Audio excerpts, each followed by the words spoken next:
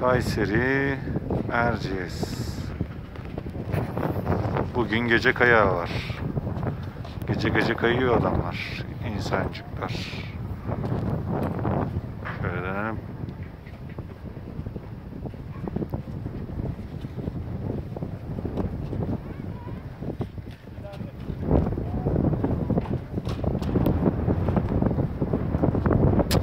İnanılmaz soğuk. Tekirkapı burası. Burası Tekirkapı. Burası Tekirkapı. Burası Tekirkapı. Buradan çıkış yok. Öyle mi diyelim?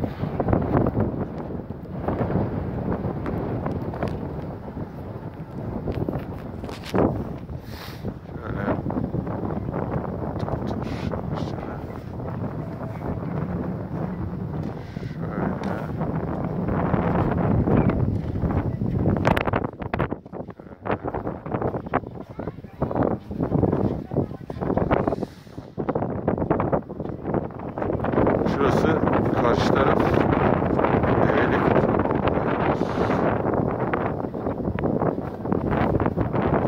Burası acemilerin kızak kaydığı yer. Burası yürüyen bant. Bu sağ tarafta acemilerin kaydığı yer. Daha sağ taraf. Aslında burası eğitim kayma yeri, eğitim pisti gibi. Sağ tarafta normal kayak pisti.